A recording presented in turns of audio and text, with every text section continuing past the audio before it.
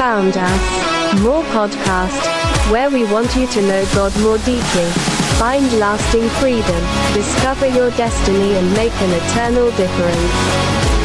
Now.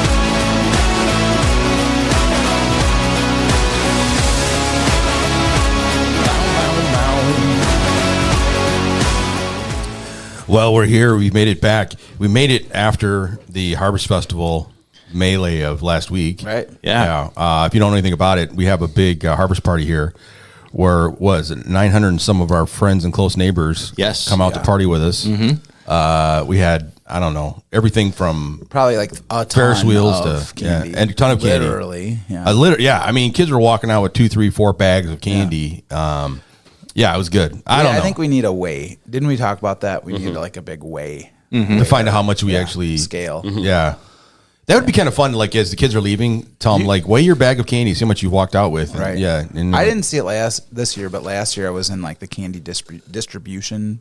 Situation, and it literally was like the majority of the coach's office floor was covered. It was covered in candy, Costco-sized bags of mixed candy. Oh yeah, the first year, boxes of like one box would carry like a giant bag of like, and there'd be like 8 bags in the one box. You know what I mean? There's like 12 boxes. It was crazy. Yeah. The first year we ever did that, everyone was instructed to give out like 3 little pieces of candy per time that you played the game, and you still walked out with a nice, healthy amount of sugar. Mm-hmm. Right. But now I think they hand it out just in the handfuls. Well, that's what they were telling us. They're like, you need to hand it out more because we have too much. Yeah. And so I started doing this. I was talking to, I think. Yeah, we were in the same group. Yeah. We were talking to you, and I'm like, watch this. And I'm like, they're like seagulls. And you take a handful and just throw it on the ground. And these kids are running from everywhere to try to grab the candy. I'm like, this is awesome. I did it like 3 or 4 times. I'm like, watch, I'll do it again. And I throw it out there. They probably made the sound too. Yeah. Oh yeah. Mine. So that was good. I had people ask me like, where is the slide of death from Pastor Gary? Yes. And I said, well, that's been mothballed because we've had too many deaths over the years. You could do it in the Solid Rock stairwell, which would up it because there's a couple banks. Oh yeah, turning. You get some turns in there. Next year, PG. Yeah. We did Not it 2 years with 0 injuries, so I was pretty pleased with that. I think those guys that do the rides, they have a slide. I think Chelsea told me about it. Like they have a rug slide or something they can bring. Those are fun. Those are fun. So I think maybe you should talk to Chelsea and see if we can get that in there. Yeah. That Ferris wheel was sweet though. I never got out there. I didn't ride it, but just seeing it, man, it was almost as tall as the building. Really? I mean, it didn't go all the way to the roof line, but Yeah, you're up there. Me and Hunter said you did see it from the road. Yeah, and we rode on it. Sweet. Did you? Yeah, it was impressive. Oh yeah. Yeah, good. And people were stopping as they were driving by, like, what the heck is going on? Sure. And then coming in for that. Yeah. It's cool. We're going to do something at Harbor Light. We'll do it right. Mm-hmm. We're not messing around. Nope. Yeah. And so you get a lot of candy. So next year, if you didn't come this year, next year, put it on your calendar for it because it's going to be probably bigger than it is this year. Because every year it seems like we add more stuff to it. Yeah. Yep, maybe some of you have a roller coaster out there or something. I don't know. Maybe one of those Amish versions, where you have to crank the it wood up. One. Yeah. Have you seen those? Yeah. Where somebody will sit there and pedal up the car and then then it drops out. Right. Yeah, it's good stuff. Well, do you wonder why you take the time each week to listen to more podcasts? I'll tell you why. More stands for maximizing opportunities for right now and for eternity. So stop asking why you listen. Just never forget to listen and pass it on. And we're still getting there. We're not streaming yet, but all of our podcasts are on our usual platforms, so you can find us. We'll get there. We'll get there before. I mean, I know you guys have been seeing our ugly mugs on streaming, but Yeah, once in a while on the reels. Yeah. Scrolling through Instagram. They pop up. Yeah. Yeah, pop up in there. Yeah. Well, today's episode of More Podcast is brought to you by, again, Bombas is one of our great partners that we have. Socks built for comfort and made with purpose. Bombas has partnered with us to help give away over 70,000 pairs of socks to people in need. And here's what makes them special. For every pair you purchase at regular price, Bombas donates a pair to someone experiencing homelessness or hardship. And so when you wear Bombas, you're not just stepping into comfort, you're stepping into compassion. And that sounds so nice, doesn't it? Yeah. It's a good day. Every time you put them on. So visit Bombas, especially when they cost them as much as they do. Yeah. Visit Bombas.com to learn more and join the movement that that's keeping feet warm and hearts full, one pair at a time. And they just came out with a whole new Christmas Peanuts version. So, sweet. Yeah. I get these little texts from them, and they're like, "Yeah, check out our new socks." There's just no way I'm going to be spending $24 for 2 pairs of socks. I'm just not doing it. Yeah. But, well, especially when you're on my salary, not having to spend because you get them. Well, yeah, I get the black ones, right? And what are you going to wear anyways? The black ones they go with everything. Yeah. So I'm not going to. Hey, we didn't recognize PG this morning. 9 a.m. gummy clusters. Nerds. Oh, yeah. There we go. Speaking He's sitting here with them. Your senior pastor at 9 a.m. It boggles my mind. He's getting all sugared up. I like candy. The day it started. is. No coffee. You're not a coffee drinker. Oh yeah, every morning 1 cup. Oh, you are? Just 1 cup every morning. He cuts himself off with 1 cup. Yep. Right, and then I put maple syrup in it. Oh, sure. Yeah. So You are Buddy the Elf of pastors. Yeah, right. That's what it is. Maple syrup and everything. Is there sugar and syrup? Oh my goodness. Yep. Yeah. It's one of the main food groups. On spaghetti. So and everything. 9 a.m. in the morning, Yeah. we're going nerds gummy Yep. clusters. That's good. I respect that. I literally threw them in the bag just for you guys. I thought I could get you guys to take a nibble. No. It's a good thing to talk about in the podcast. Well, That's awesome. okay, so you got Snickers packed somewhere too? I mean, you ready? In the Okay. golf bag. Okay, that's what I thought. Oh, yeah, in the golf bag. You think he's going to go play golf? Yeah, right. Right now. That's insane. That's like a granola bar. Yeah, for right. me. Yeah. I got my Snickers. I'm ready to go. This is my power bar for the day. Yeah. Do they sell those on the carts when they're driving around? They do. Yeah. Snickers is like an official golf food for sure. Is it really? Yeah. Sponsored by the PGA. Yep. Yeah. That's good stuff. That's fun. Well, we're going to take an ID break, come back, and introduce the people around the table.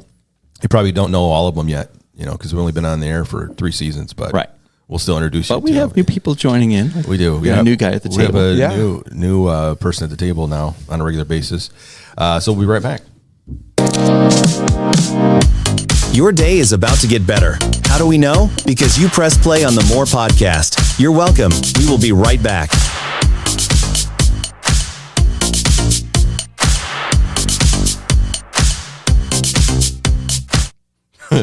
As I was putting these together, I was laughing so hard. I was already laughing. The mental images that were coming to my mind. I could just see you in a full leotard dancing around. Well, it turns out he was once part of a traveling interpretive dance team called Spirit in Motion. He retired after an incident involving a tambourine, a fog machine, and a pulled hamstring. I think Spirit in Motion is amazing. that is something that's got to actually happen. Pastor Ted is here. Okay, I want to do Pastor Hunter. So yeah, he's on the next page there. Well, I got Pastor Hunter here. We were told he cried during Avengers Endgame, not because Tony Stark died, but because he realized the movie was basically a parable about small groups. Pastor Hunter. And the clouds parted, and you knew? I knew. What did you do? Lord I'm going to do a whole sermon series on this. I would. I think that is in your future. In fact, I did. Did you really? Oh, yeah. You need to pull it out. Come on. I don't want to miss that opportunity. I think that's a good summer series, like when you pull it out, you do like blockbusters of the Bible. Yeah. And you just pull them out there. Yeah. I think that's something you do. Were you upset when Captain America picked up the Thor's hammer? No, it was awesome. You thought that was? Yeah. That was awesome. I was in a theater where people actually were getting up off their seats and screaming and stuff. They were mad about it. No, they were excited. Like, they could not believe it. Yeah, it was incredible. I was like, I don't understand. Because for me, everything has to kind of work like it's supposed to work. And I'm like, he's picking up the hammer that nobody's supposed to be able to pick up. he's worthy. Right. That's what people told me. I was having a hard time with that. Yeah. You're worthy to pick up the hammer. Well, we found out he doesn't use trail cameras. The deer just send him selfies with the caption, "Ready when you are." Pastor Gary. There you go. Did they do that? They're like, "Hey, come get me. Yeah. I'm right here." Yeah. And then they never show up when they're supposed to. That's tough. Just gets ghosted. Yeah. All right. So, we got everybody at the table except for the guy with all the talent, the guy that has all of the buttons memorized, as well as the first 5 books of the Bible. First 5 books. That's right. And he is the man who loves music. He just loves music. Oh, yeah. Bought himself a blue tarp and called it rap music. That's it. I had to throw one dad joke in there. That's good. I like that. That is good. Yeah. Good job. Yeah. Rap. Right. And next week, Pastor Alex dropping his single. That's right. Dropping a new single. Yeah, it's going to be good. It's going to be a banger. Yeah. So, this speaking of like movies and sermons and stuff. It just reminded me, do you remember Lost when at the end it was like right in the springtime? PG, were you a youth pastor still at that point? No. The show Lost? I was. Yeah, the show Lost. Oh, I didn't even. I'm trying to forget. I, that among show. probably 95% of the youth pastors in America, used that as my sermon illustration for the graduation Sunday. Really? Oh yeah, man. Did you really? I just remember that. Yeah, That's good. It was like a dream the whole time. I was a youth Yeah. pastor back in the 1900s. Okay, Yeah. so I'm sorry, yeah. I would have been in your youth group. Yeah, my When you bad. could torture a youth group and nobody said anything about it. right. Yeah. It's called ministry. Yeah. Right. I think I have a broken rib from youth group. 30 years ago. Just building character. Yeah, that's right. All right. Well, you do it. You have a good time. We talk about that a lot. We talk about how Wrestling with God. Yeah, Get right. in the ring. Get in the ring and do stuff. Actual Yeah. Fight Club. I can't believe you used Lost though. I mean, that show ticked me off. The beginning was great. 6 seasons.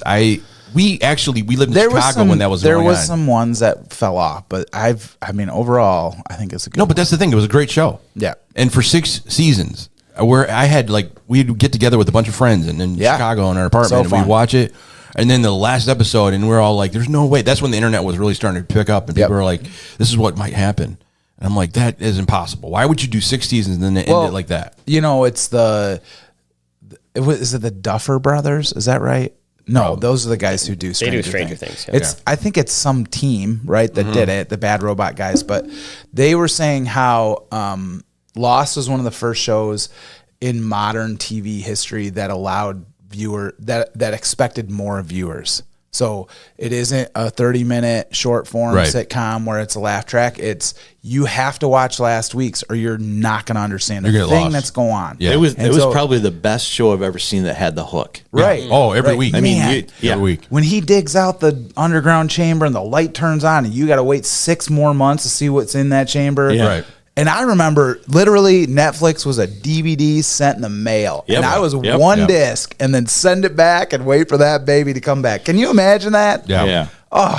Yeah, but the internet was cruel because people started talking about it and Literally, I was like going to Glenn's Market and going, put this in the mail as fast as you can. I want it. And then Lost is at the top of the queue for Ted. Yeah. And I got to wait forever because everybody wants the Lost DVD. Right. Oh, man, that was I remember seeing the commercials for it on the TV for the first 2 seasons. We didn't watch it. yeah. I'm like, man, that show looks like they're making it up. It's Yeah. stupid, you know? Yeah. And then we had nothing to do on a Sunday after church. And Oh, someone boy. gave us the whole first season Yeah. on DVD. That'd So we do got to it. binge watch it. Yeah. That's the way all to the do way it. to the next day. That's the way to do it. And I was like, oh my gosh. You this watched is the whole great. season? The whole season. Yeah. Yeah. And then they 6 had hours. That's worth a good of TV. day. That's a It good is, day. Yeah. more than 6 hours. It was all the way to the next Sure, morning. yeah. And then we got LK was in season it? 2. Yeah, she was. She in did it? Yeah. Okay. Then we watched season 2, same way, right? And then we had to wait. By that point, then we had to wait for. Yeah, you're like caught up. Yeah. So, Yeah, that's so funny. but then we found out later. We watched some of the interviews about the show. Yeah. and they literally were making it up as they Yeah. went. Yeah, they didn't have a big, plan. They had a big Yeah. whiteboard, and they'd be like, "Okay, if this happens, Sure. then this," and then they would just change And it. I think didn't they say it was something like they had 3 seasons. They knew exactly what was going to happen in the 3, and it was so popular. They were like, "Well, you got to make more," and so that's where they started to come up. But they did say, "We know how it'll end. We know how it started, and then in the middle is where it gets a little like." Okay, this isn't the best, like it isn't season 1 and 2, but man, oh man, later on at the end. Yeah, and then the flashbacks were cool. Yeah. But then when they started doing flash forwards, Yeah, yeah. and you're Yeah. like, what Sure, what yeah. reality am I in? It was weird. Yeah. Yeah. Did you ever watch that show? Do I need to watch this show? Oh, Yeah. Oh, You yeah. have to watch Yeah. it. Yeah. And then, we had we literally had a small group built around Yeah. Lost. we had to live That's it, right? Yeah, they live were it. all like, remember, Lord of the Rings comes out and everyone's gonna make it Christian and like figure that out. It's sort of like the same thing, you know what I mean? The problem is that towards the end of Lost, like I just mentioned, the internet was starting to become big. Yep. So then people are putting out Right. their conspiracy theories of how the show should end, and it was becoming, we're talking about it more than we've ever done before, and everybody's like, "There's just no way. How could we come up with the ending like that? Like, Yeah. out of all that stuff." And then that's exactly But they did exactly what people I do said. think you got to like remember the age in which it came out because it was a time where it was still giant budgets for TV shows, Yeah. and it was Thursday night at 9:00. You know What I else mean? could you do? Was it right. a predictable ending? Is that what you're saying? Well, I don't. It wasn't predictable. If you watch the whole thing, it's not predictable in that way. It's predictable when people were talking about it, and then it came out exactly the way people were talking about it. That's what was predictable. Yeah, well, sometimes it's okay for 1 + 1 to equal 2. It is. Yeah. I think it's a fun show. Although that's not how we all wanted it to end, though. That's the thing. Right. Yeah. Sure. And then when it did end like that, we're like, shut the front door. Right. Sure. Yeah. Again, just for its time and place of like media history, streaming wasn't a thing, and then it was sort of in the middle of like, it's just pretty incredible to think. Well, you got like people like Pastor Gary, my group in Chicago. We invested a lot of time in this show. Like it was our thing. And before that, it was like you're gonna watch Everybody Loves Raymond, or like, you know what I mean. It wasn't long for 45-minute like you have to pay attention TV. It just wasn't that. It was crazy. like this. You got to be in it. So awesome. It was kind of fun. Yeah, it was crazy. Sort of the kickoff of all that stuff. But anyway, sorry. No, you know what? Thanks time. for bringing up that wound. We tried to watch again because it's on Netflix right now. All the seasons are on Netflix. So our family tried to watch again. I got through like the first season, and I'm like, I just can't get my mind past the ending. I can't watch it again. Because Well, I you know what's going to happen. Yeah. But it is a lot of fun. So then it kind of ruins everything else. It ruins everything else. My daughter's super into to Stranger Things, and I was like, you know what started this? And so we tried to watch Lost, and she's like, I just can't do this, Dad. No. I'm like, I get that it was like early 2000s, but this is an amazing story, and it's It is. I mean, all those actors have gone on to become bigger things. Yep. Maybe we'll try again. Try. But the problem is that you cannot. I know she doesn't though. Yeah, she you cannot stop thinking about how this thing ends, and that's why you're watching. You're like, why? Yep. It's like useless. Yep. It's like All right. Yeah. Sorry. There you go. I don't want to give it away because I want you to watch it. Yeah, don't I want you to go through the ruin it for me. same pain that the rest of us did sure. and enjoy it. Yeah. I'll take an idea break. Come back. We got some interesting things that popped up on the internet that I think you might want to know about. All right. Live from an undisclosed location somewhere under the church fellowship hall, possibly near the coffee pot, it's Gary, Ted, and Alex with more podcasts. Stay tuned for more. Harbor Lights. Huh? Harbor Lights Fellowship Hall is what? What's our fellowship hall? We don't have one, but the youth chapel would be the next closest thing. Okay. Yeah. I was just, I that we use that for understand lighting. that we don't have. Yeah, it'd be the basement. So we used to have the East Wing, but then Yep. we went ahead and fully converted it over to kids ministry. So Right. Oh, okay. Before that was like, okay. it was a multi-purpose room. Yeah. Okay. Yeah. Well, most churches have like their gym, carpeted gym is their fellowship hall. Yeah. Yeah. Did you ever fall on a carpeted gym? Yeah, So many times. Yeah. I got permanent damage from falling on a carpeted gym. You can lose a lot of layers of skin. You when do just that. want to be can. standing next to the guy who decided, hey, we should play basketball in this gym. Yeah. Well, It's carpet. It's good times. there's a church over in Indian River that we go to for the Operation Christmas Child thing. Yeah. And you get in there, and it's a carpeted gym, and they have taken tape to mark off all the areas for basketball. Mm-hmm. And Tape? tape. You know, Okay. like they Yeah, just taped it out. And so I asked this lady that goes to church. I'm like, "Do you guys play here?" And she's like, "Oh yeah, we have groups that play and stuff." I'm like, "Really?" And she's like, "Yeah, it's not easy because the carpet's not the best for bouncing balls and Battle stuff. ball. Yeah, Yeah. it's just not good." And it doesn't sound right either. The gym's just like, Yeah. Right. Yeah. And then when you're running and you try to stop, you're going to trip and fall and Yeah. kill yourself. You know? Well, it's interesting. I don't know if you guys have read any about this stuff, but Chicago had an interesting conspiracy theory going on for quite a while in Chicago's Roscoe Village neighborhood. Apparently, there was a hole in the sidewalk that looked like a rat, like the outline of a rat. And so people in Chicago were calling it the rat hole for quite a while. They actually had a college come in and come in and try to figure out why this hole was there. Okay. And they couldn't figure it out. And so they had Were rats coming out of it? no rats were coming out. It's just basically an outline image of a rat in the cement. Appropriately sized, Well, that's what they're saying. They looked into it and they took measurements, and it just came back this week that they think it was a squirrel that fell and left an impression in the sidewalk. And so basically, they're saying that it's basically a squirrel hole from a squirrel got stuck in wet cement. Yeah. And it isn't okay. Yeah, So it has a bottom though.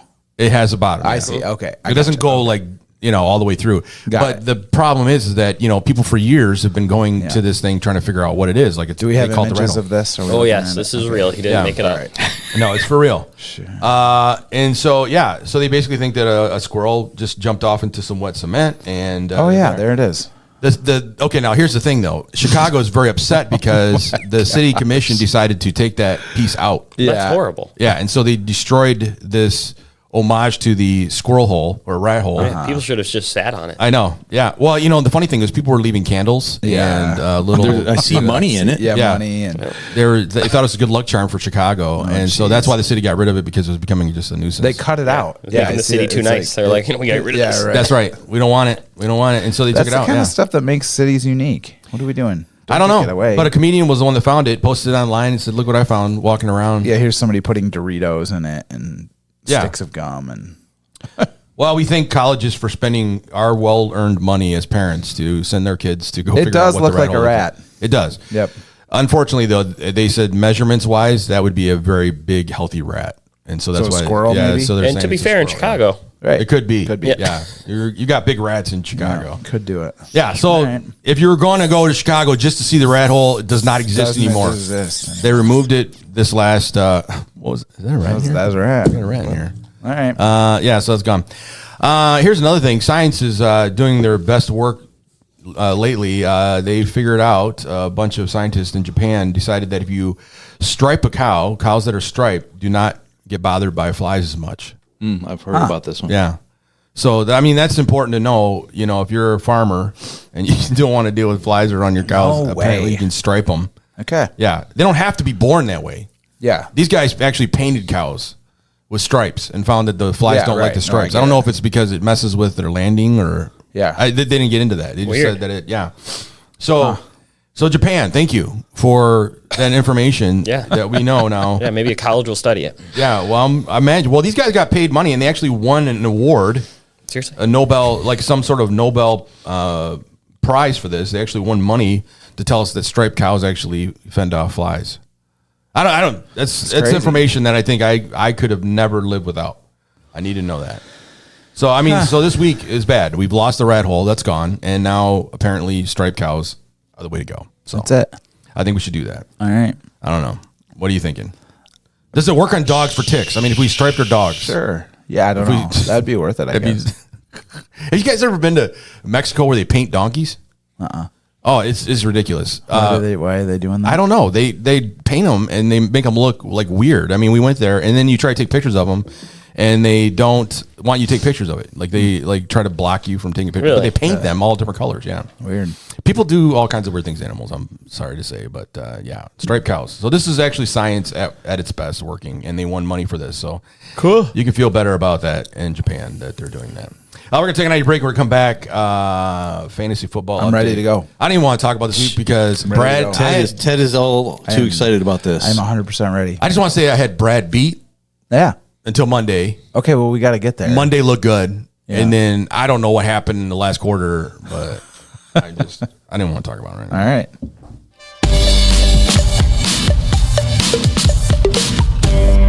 Binge the More podcast. It's calorie free, sugar free, and yet somehow still leaves you spiritually stuffed. So get your stretchy pants on because we have more.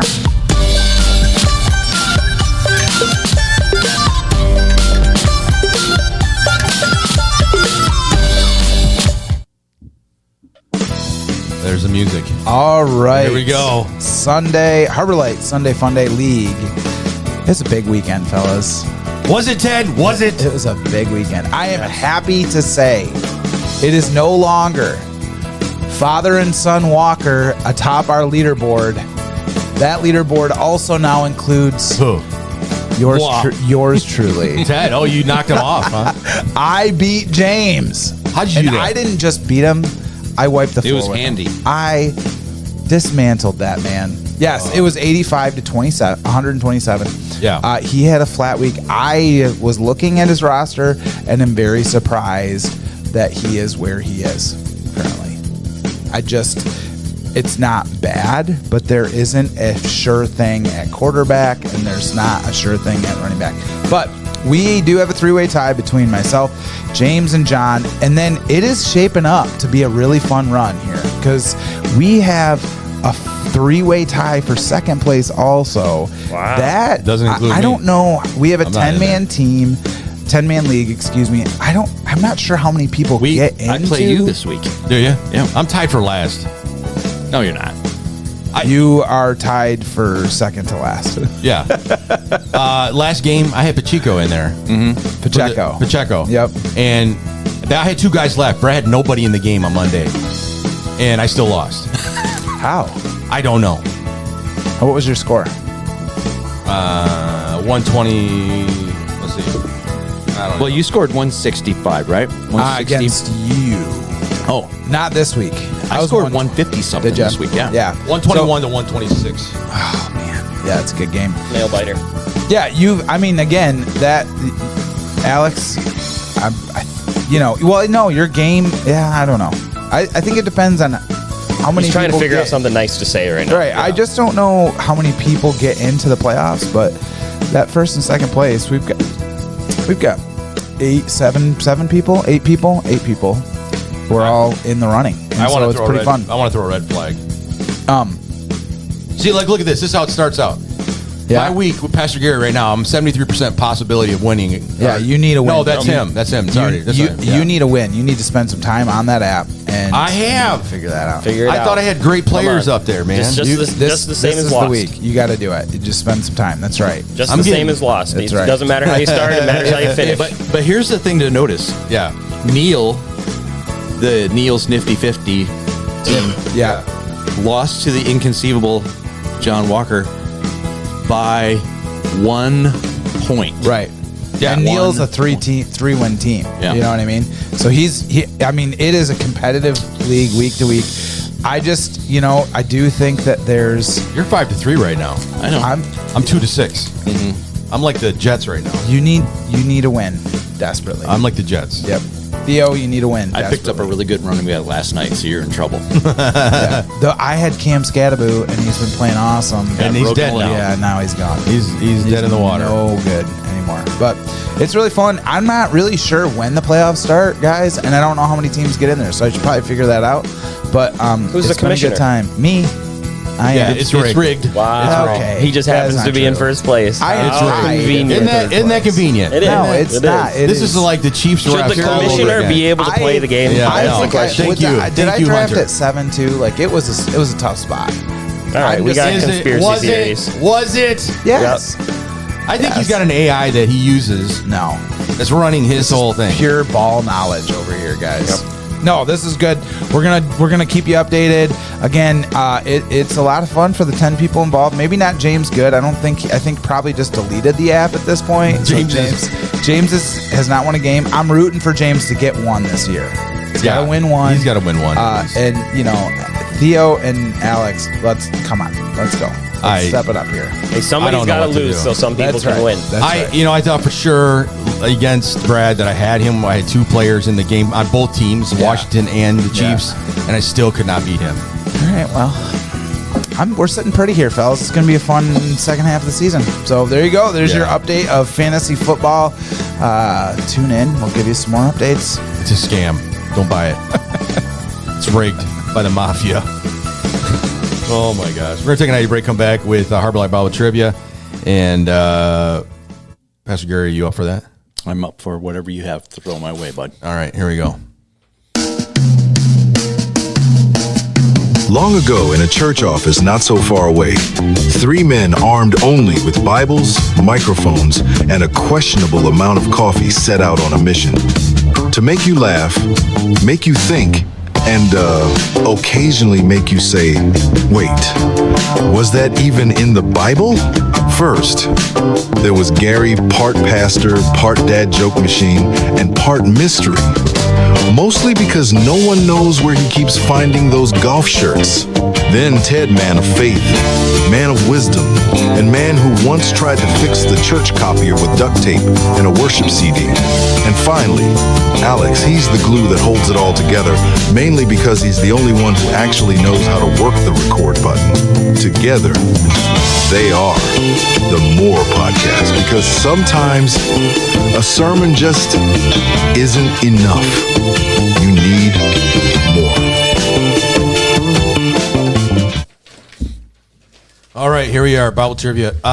This is I understand the rules now. Yeah, don't give the answer. I get it. Did we? Yeah, this is the week. This is the day that we pick. Yeah, Yep. Today we should be spinning the wheel. Okay, so let me go get the wheel. Okay. So I'm going to talk while Alex is getting the wheel. And so our question for this week is Christians have been called in the Bible to be separate from the world, to be distinctly different. Yes. What Bible verse would back up that concept? To be separate or to be called out from the world. So if you can tell us where we can find that in the Bible, just email that in to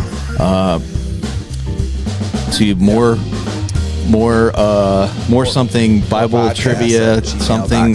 Boy, I tell you, I've been listening so closely. Here it is. I got it. Ready? Okay. morepodcast@gmail.com. There we go. Wow. I think that's it. Mm-hmm. Yep. About as simple as it could go. Yeah. I think I got it. Do you got it, Pastor Hunter? I think so. I'm not going to say it. Is there you good? Yeah. Is there more than one right answer to this? Yes. My favorite kind of answer or question speech. Yeah. That's what made me nervous. I was like, is he looking for one specific or? Yeah. I'll take any of the ones that pertain. So one more time, it is.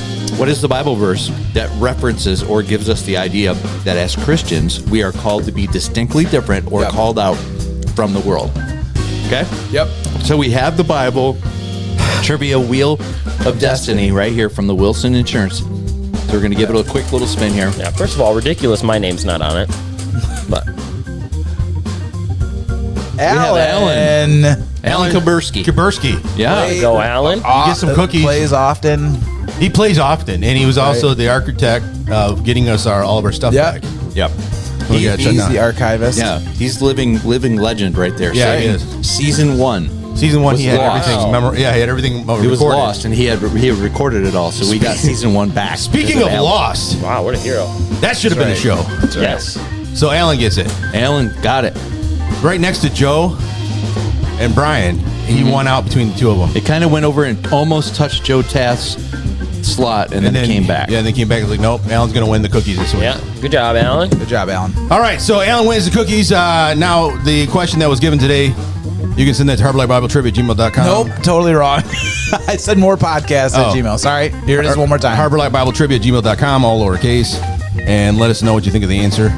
And we couldn't remember the email address. All right, so I've been saying it for 3 I seasons. know, that's so what Alan's said. getting himself some monster cookies Lisa from Lisa K. K. Yeah, So- but what are these again? These are really good. These are the oatmeal chocolate chip M&M with somehow there's like shaved salt. Yes, he said and on it's time. so good. It is really good. We had those in Monster, staff meeting. dreams about it. Yeah, monster cookies are my favorite. Yeah, we had those in I had staff some of those meeting. for coffee this morning.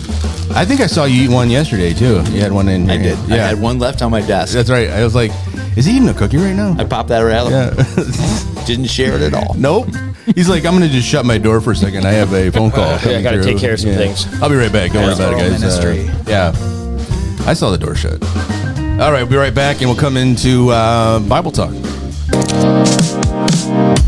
Your day is about to get better. How do we know? Because you press play on the More podcast. You're welcome. We will be right back. I think this was the song that you used to use when you were in Spirits in Motion or whatever. That's right. Spirit in Motion. Single. This is actually the song. That was it. This is actually the song that you did. There was the tambourine hit. The tambourine hit with the... Yeah. Tambourine. Tambourine. That was it. The mental image is just too much for me. Yeah, no one wants to see that. No one wants that. Ted, you probably... No one wants that. It was looking good. I was going to say that, at the Harvest Festival, you did look good with that white hair. Yeah, I think that was a He good did. look. He did. Thanks, man. I Age think- like wine. Yeah, That's right. I think that would be a good look for you. Okay. Maybe, I'm maybe working find some on glasses it currently. and- So. yeah. Well, it'll be I here do need before you know glasses. it. I already got some. Do you- I always joke. Are you getting white hair now? Yeah. I told Yeah. I had more people come up to me and be like, I had no idea who you were. Yeah. They were like, who's that old guy over there? And I was like, oh, I don't know. Amy what I asked did, me dude. when I took some pictures of the booth, she's like, who's helping you out? Yeah. I'm like, it's Ted. That's not Ted. I'm like, it is Ted. Yeah. Well, welcome back to the More Podcast Bible Talk. Today we're unpacking a big idea. Holiness is not perfection. God sets us apart for a divine purpose, and real holiness looks like linking together everyday holy moments, not chasing flawlessness. We'll revisit the Water Walker Challenge to step out of the boat, the 3 C's tension of who I was versus who I am becoming, and the contrast between divine opportunities and hidden earthquakes. From alabaster jar worship to golf course self-control, we're talking about recognizing the moment responding in love, and letting the Holy Spirit's quiet voice lead. Pastor Gary. Well, guys, I am sitting at the table with three men who love to share the word, and it is a lot of fun. I think when we get into a series a little ways and we get a chance to do the review, the review is really important, and I've gotten lots of comments from people that they appreciate the review in case they've missed one or they can see the track or the train that we're putting together. So it's a lot of fun. You guys are doing a great job, and of course, Pastor Alex will be hitting it up. I better wrap it up good. Hitting a grand slam this weekend. Yeah, so don't be like Lost. I'm just saying. Well, I'm going to say everything put you guys together a thought good was going to series. be. Yeah. So this week it was a lot of fun to examine this idea of the holy moments and what they are, how to step into them. And then we used the idea of the contrast of the ripple effect of a holy moment versus an hidden earthquake, this small seismic shift that can take a situation and turn it into a negative or having a negative impact on the kingdom of God, your personal witness, or even someone else's faith. And so that big idea we decided to explore because we all have them. I do want to kind of preface my comments right here by saying, I did have one person after one of the services come up and say, I have so many a day that I don't know what to do. And I really wanted to avoid this this idea that you're going to get locked up with hundreds and hundreds of opportunities, which I'm sure they're probably there. But this message was not to get you now stuck from moving forward because you don't want to miss any of these holy moments, right? I wanted to just kind of pull out the ones that you know that the Holy Spirit is kind of driving the situation or allowing you to step into. So those ones that I did share that many times they come without an announcement. They seem to be small or trivial, but they can have a major impact on your witness. And it was a lot of fun to be able to share, as it was given right here in the intro. Just a practical one that got a hold of me this last week, showing up at a golf course and having a tea time, and the parking lot was empty, and the gentleman behind the counter just refused to let us get a good early start. I had a deadline. We had to be done by a certain amount of time, and it just didn't make any logical sense of why we couldn't get started early.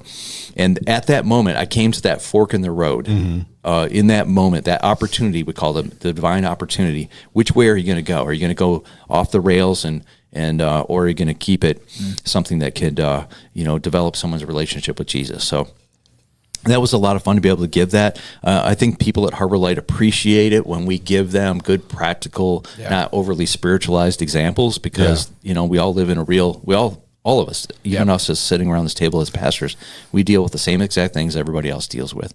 And to be able to give a good practical one was a lot of fun.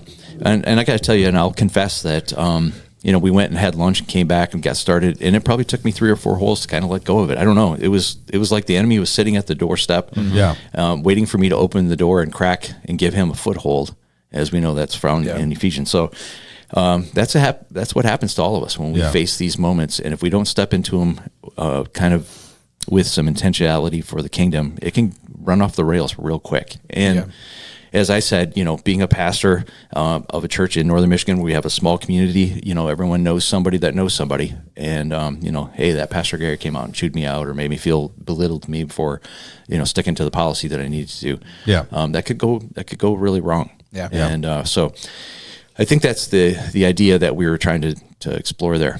Anybody around the table have any examples, maybe from recent history, that you'd like to talk about? I see the hand. No, I see that hand. Yeah, I see the hand.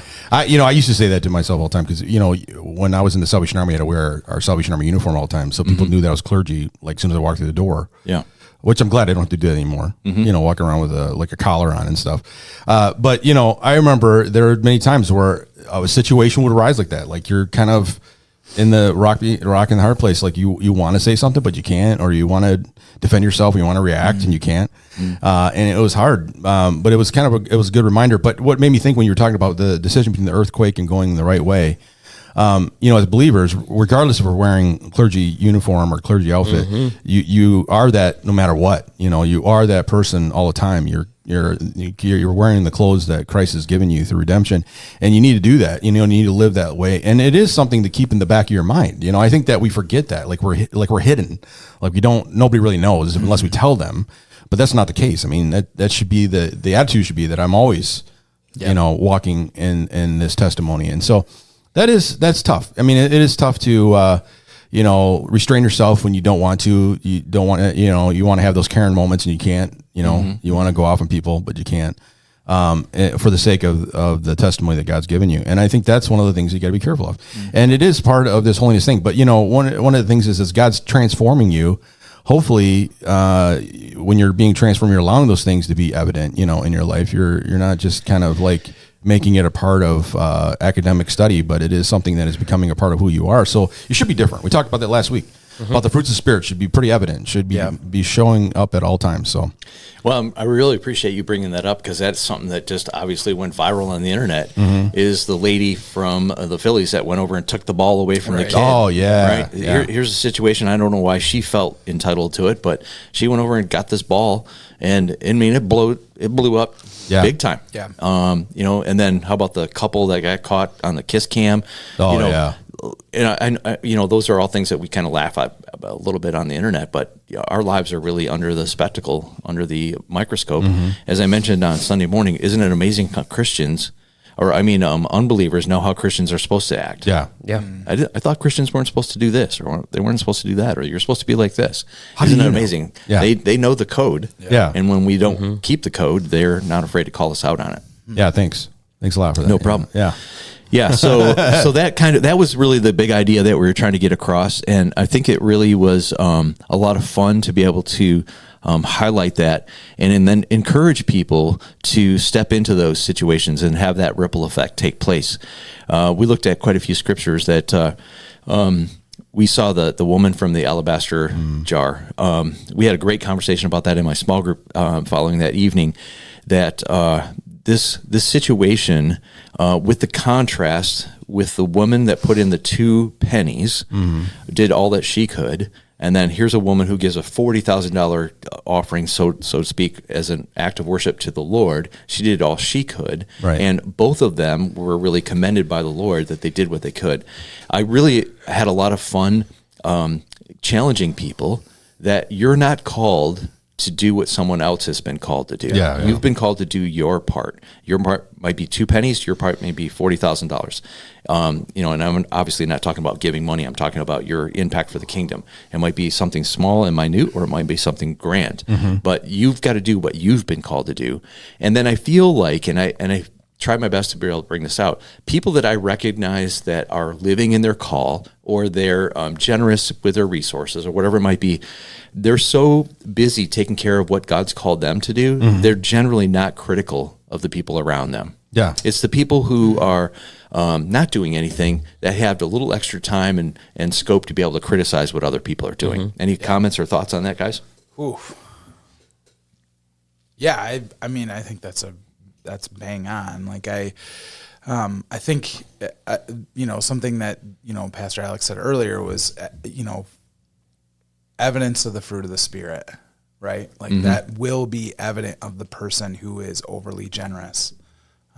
Comparison, what is that statement that always comparison is the thief of joy. Yeah, right. Yeah. Like, and I do think that you see that so often with folks in whatever area you're comparing them with, certainly within our spiritual Christian lives of, this person says one thing, but this is what they're doing. You know what I mean? And it's more this, look at what somebody else is doing. You remember when you were in elementary school and you got in trouble on the playground for doing something, and the teacher basically said, just mind your own business. Right. Yeah. Right? Right. When we mind our own business, we don't have time to worry about other people's business. Yeah. I really love that. A second ago, Pastor Ted just quoted Pastor Hunter's message about comparison is the cancer that kills, and contentment. Yeah. Contentment. Yeah. He's like, oh yeah, I remember that. I remember saying that. That's right. I say that. Right? Wait a minute. Some great theologian. Yeah. Where did that come from? I said that. Theologian. Yeah.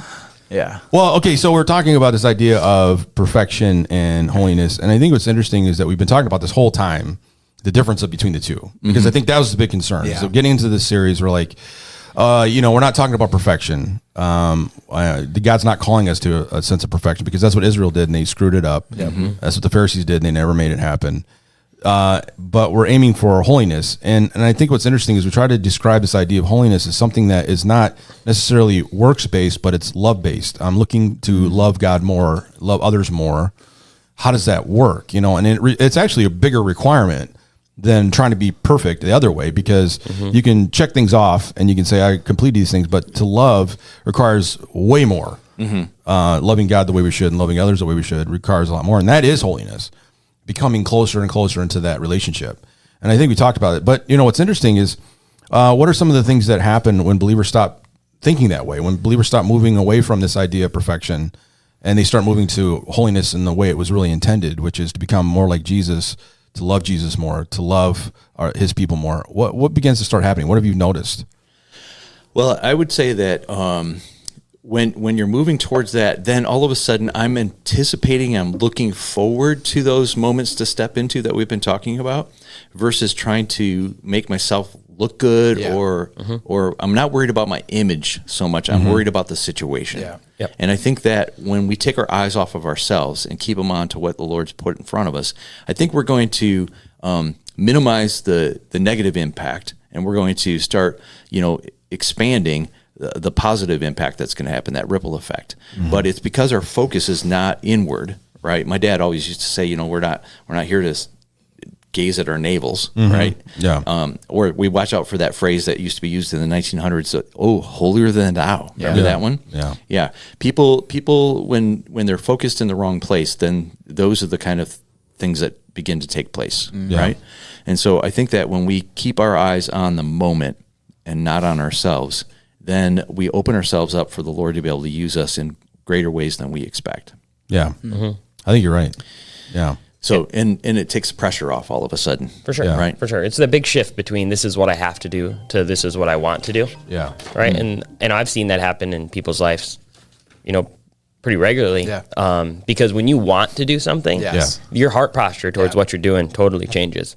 And the intensity behind it changes. We've all seen somebody who has to go to work versus somebody who, man, I get to go to work today. Yeah. We've seen that shift in people, and our listeners have seen that in regular life. Right. And so when a Christian gets to the point where they say, man, God, man, I want to partner with you. It is an amazing opportunity that I get to advance your kingdom. Yeah. I mean, everything. So a total shift. Yeah. I think a similar example would be somebody who is begrudgingly doing a diet and someone who's excited about a lifestyle change. Yeah. The sense of, I have to do this or else, right? Or, and I think in our spiritual lives, it's, well, I didn't do these things and I said this many prayers, rather than I am just so excited about the life that God has called me to.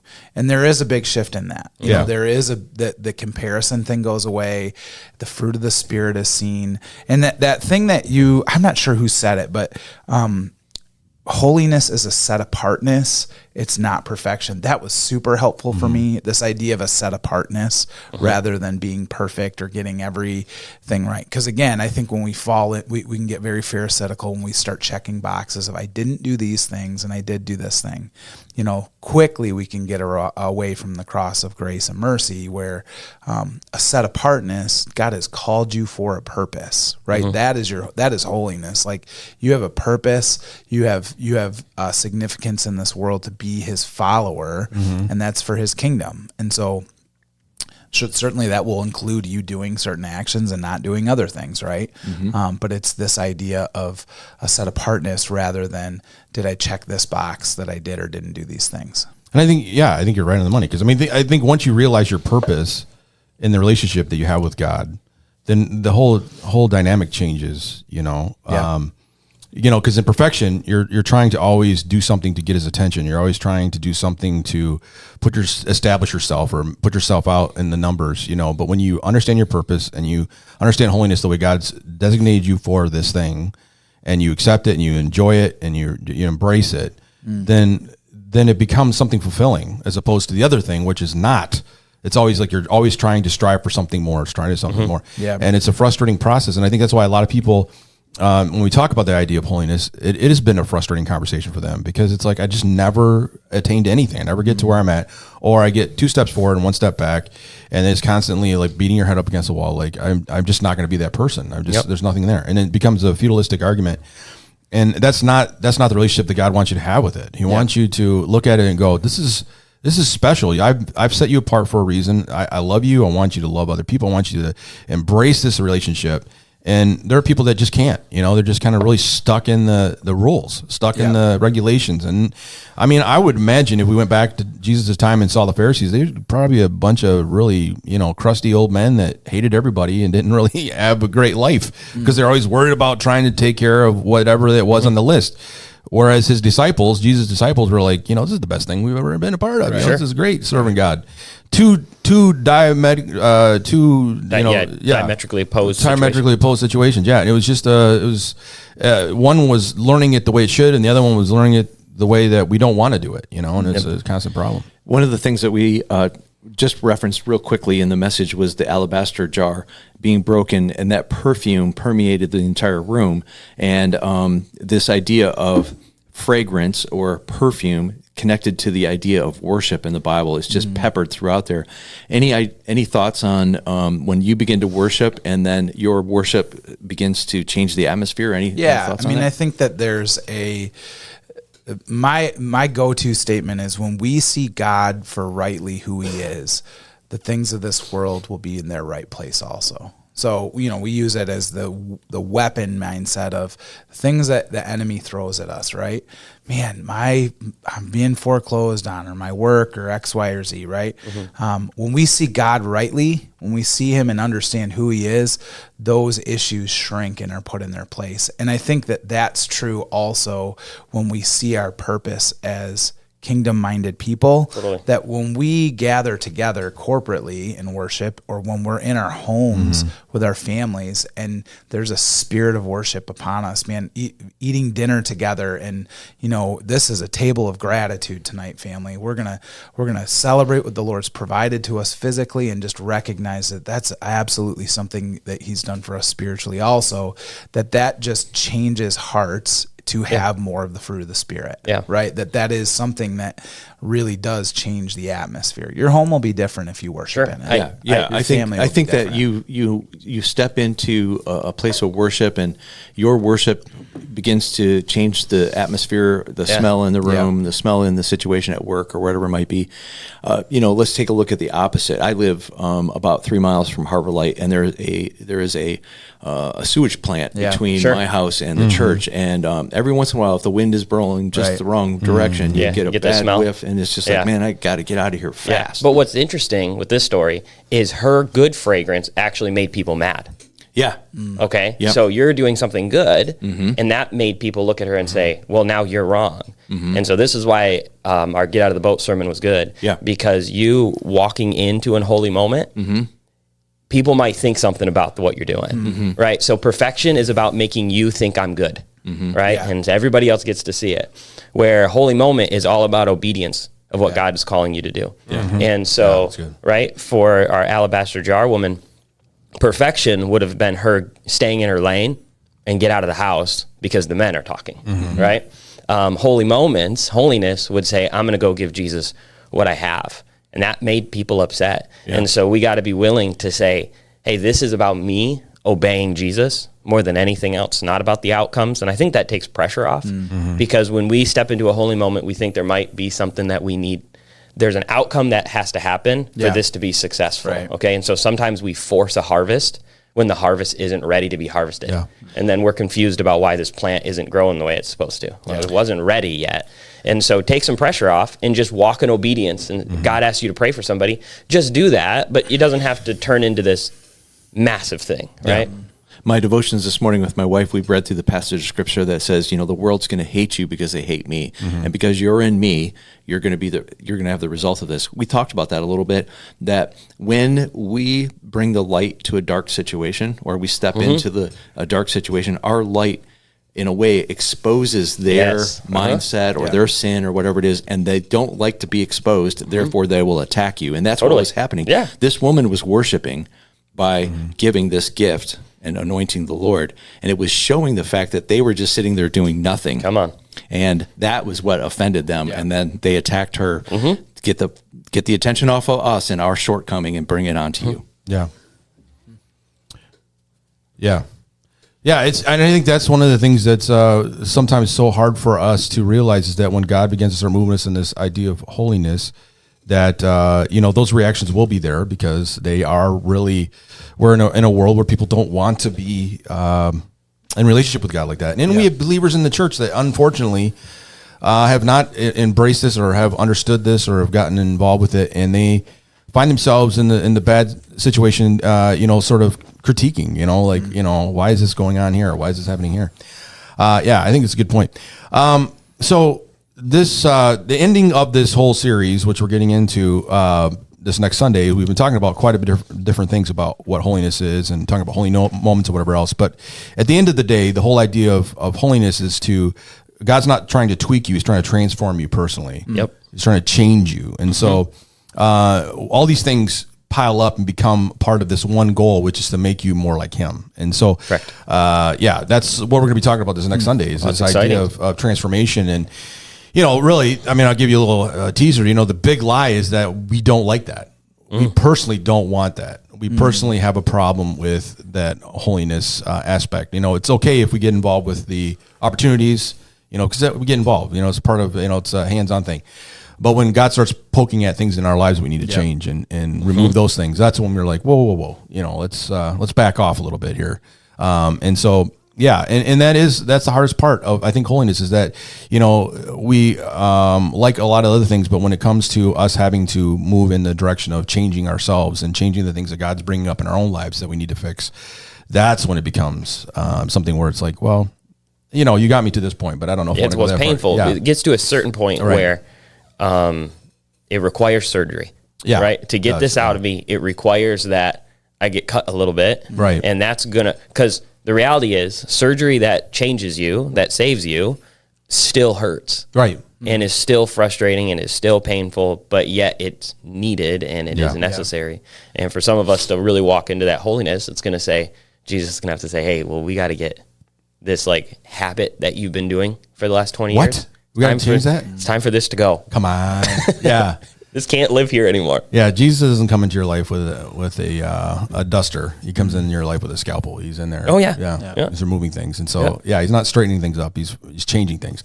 Yeah, and that's going to be sort of like the end of all of this is that we're going to get into the fact that there's change that has to happen. And if you want those holy moments, if you want those things that grow your faith and make you stronger, it's predicated on the fact that you are submissive to the cross. You're submissive to what God's doing in your life. And when you do that, then God can begin to move in those things because you're able to be used in that way. This woman, the alabaster woman, something moved her heart to do that. It wasn't just because she saw the alabaster jar and she's like, I got a great idea. I'm going to go do this to Jesus. Right. No, there was a lot of love and compassion involved in that and a lot of thought behind her action going in there.